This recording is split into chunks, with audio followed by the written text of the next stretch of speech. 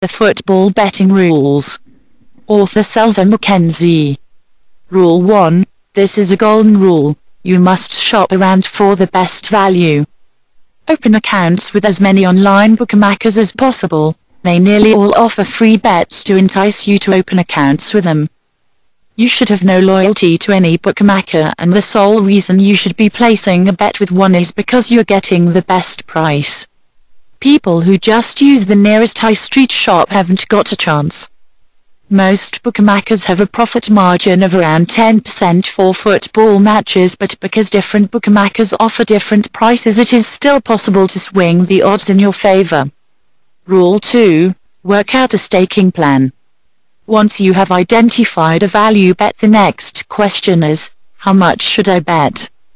The answer to this question is determined firstly, by how confident you are about the bet, and secondly, by how much value you think you are getting. For example, if you toss a coin in the air, you have a 50% chance it will be heads and a 50% chance it will be tails. The correct price for each outcome should therefore be evens. But what if somebody offered you 3/1 that the coin would land on heads? You are obviously being offered huge value, and if you repeated this bet 10 times you would have to be incredibly unlucky not to be in profit at the end. Whatever staking plan you have worked out, this would obviously be a maximum bet scenario. You could still lose, but you have secured huge value, and if you consistently bet when the odds are in your favor, you theoretically will make money in the long run.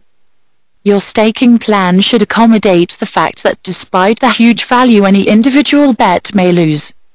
Rule 3. Never, ever, chase. We've all been there. You have had a terrible day and lost a lot of money. The live Spanish game is about to come on and it's the last game of the day. Time to get my money back, you say to yourself, and you have a silly bet on Real Madrid at terrible odds. To make things even worse, Madrid concede a last-minute goal to level the game. They then go and miss a penalty deep in injury time. What a disaster. Your day's losses just got worse. To make money betting on football, it is crucial that you have discipline. Just because a game is on TV doesn't mean you have to bet on it. If you didn't identify a value bet in the game at the start of the day, then don't bet on it. We all have bad days, and there will be plenty of good value opportunities to get your money back in the next set of fixtures. You must be selective with your bets. If you do feel the need to bet on every football game you watch, then keep your stakes small unless you have identified value. Rule 4. Stick to singles or doubles. It is hard enough predicting the outcome of one football match, let alone 5. Bookmakers love to promote accumulator bets because they know the more selections you choose, the less likely you are to win. No matter how many teams you pick, there will always be one result that lets you down. Many people are attracted to these bets by the possibilities of winning a lot of money from relatively small stakes. You will find that if you increase your stakes a little and stick to singles and doubles, your profits will increase long term. Rule 5. Pay close attention to team news. An injury to a key striker or a suspended captain can sometimes greatly swing the odds in your favor. As a general rule, the higher the level of football, the less effect team news will have, as the top clubs have large squads full of quality players. The lower league teams, however, operate with much smaller squads and can have their chances of winning badly affected by key players being injured or suspended. Be warned, however, team news can be misleading. Some clubs actively give out false information in order to gain an advantage over their opponents, so it is dangerous to base your bet on team news alone. Rule 6. Choose which markets you bet on carefully. The best markets to bet on are generally the match odds and some of the goals markets. Half-time/full time, correct score, first goal scorer and other similar markets have a high profit margin built in by bookmakers and therefore generally offer poor value. This is not always the case though, and occasionally you will find the odd juicy price betting in these football markets. For example, injuries may result in a midfield player starting up front, making him much better value to be first goal scorer. Asian handicaps are another market which you should make yourself familiar with. The bookmaker's profit margin on these markets is a lot lower, and so straight away you have more chance of finding value. Rule 7. Bend the rules in your favor. There are a number of things you can do to achieve this. Firstly, make sure you pick up a coupon from your local shops at the start of the week. The prices printed on these coupons are compiled up to a week ahead of the game and are often cut online or on the phone. However, the big two on the high street will hold the prices printed on these coupons, so you can often find a bigger price on a shop coupon than you will be able to get online or even with the exchanges. If there is a big move for a certain game, then they might impose restrictions of between £50 minus £200 per customer, but you should still be able to get on. Likewise, when there is a move online and the match odds are cut, you will sometimes find that a bookmaker has forgotten to cut the draw no bet, or maybe the half-time/full-time price. It is also worth keeping an eye on long-term football betting markets when games are being played, as you wouldn't believe how sloppy some bookmakers can be at suspending markets.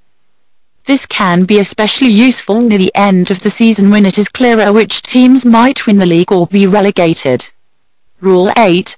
Keep records of all your bets. It is important to do this so that you know exactly how much money you're making or losing. It will help you decide on your staking plan and make it clear that you should stop if you aren't making money in the long run. Rule 9. Stick to what you know and don't bet on leagues you haven't been following. You can only get an edge on bookmakers if you have better knowledge than they do on a certain league. If you don't usually bet on Italian football but Milan are playing Inter on Channel 5, then don't bet on it. Accept that the bookmaker is likely to know much more about the two teams than you do, and that, as a result, you are unlikely to beat him with bets on this league. Depending on how much time you have free to study each league, you should be careful not to overstretch yourself. Pick one or two leagues out and concentrate on building up your knowledge of the players, managers, derbies and grudge matches. Most odds compilers will have several leagues to cover and may not have time to concentrate fully on each one. Rule 10. Don't get carried away by short-term trends and always be mindful of the bigger picture. This applies both to the leagues you are betting on as well as your own results. For example, if a team has won 4 games on the bounce, then ask yourself, are they winning these games because they are a good team, or is it just a lucky run? If you believe they are a good team, then keep backing them, but if you think it's a lucky run that is likely to end soon, then you may well get the opportunity to back one of their opponents at an inflated price. Man City's excellent run of results at home at the start of the season was a good example. City won their first 9 home league games, but if you thought this run was going to continue indefinitely, then you would have lost your next 6 bets on them. Another good example is when one of the top teams is having a good run in several different competitions. The media tend to get carried away and soon start suggesting that this club can win all 4 trophies. Bookmakers latch onto this, and ridiculously short prices for a quadruple appear in the Racing Post, prompting bets from hundreds of mug punters. You should also be wary of short-termism when it comes to your own football bets. In any given season you will have good spells and bad spells, and you should not get carried away with either.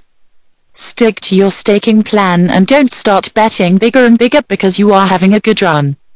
Don't go spending all your winnings either. Keep a betting fund and only withdraw from it once you have gone over a certain level. You may need it to fall back on during a bad spell. Likewise, don't get too upset by a bad run of results.